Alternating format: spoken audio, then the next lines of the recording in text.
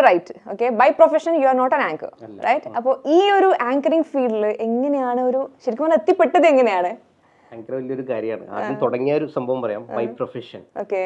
By പ്രൊഫഷനെക്കാട്ടിലും ഉപരിയായിട്ട് പല ആൾക്കാരും ഈ ഒരു മേഖലയിലേക്ക് വരുന്നത് പാഷനാണ്. ഞാനും അതേ ഒരു ഫോളോ ചെയ്തിട്ട് വന്നതാണ്. പാഷൻ എന്ന് പറഞ്ഞു കഴിഞ്ഞാൽ ഭയങ്കര ഒരു ആഗ്രഹമാണ്.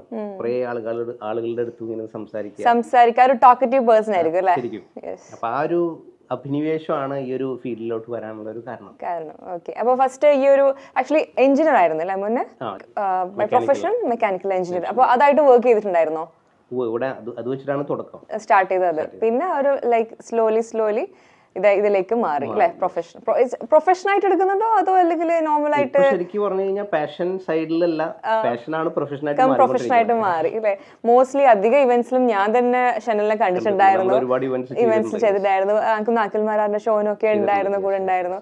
ലൈക്ക് ഞാനും ഒരു എന്താ പറയാ റോൾ മോഡലായിട്ട് കാണുന്ന ഒരു പേഴ്സൺ ആണ്. ലൈക്ക് ആ ഒരു പ്രോംപ്റ്റ് ആയിട്ട് ഒരു ക്വസ്റ്റ്യൻ വരുന്നത് അല്ലെങ്കിൽ ഒരു എന്താ പറയാ ഒരു സ്പെഷ്യൽ ഗസ്റ്റ് നമ്മൾ എങ്ങനെ അതൊരു കൈകാര്യം ചെയ്യണം എന്നുള്ളത് അതൊരു ചെറിയ കാര്യമല്ല. കാരണം നമുക്ക് ആ ഒരു സെഗ്മെന്റ് എങ്ങനെ കൊണ്ടുപോകണം എന്ന് വരെ തീരുമാനിക്കുന്ന ഒരു ആങ്കർ ആണ് അല്ലെ?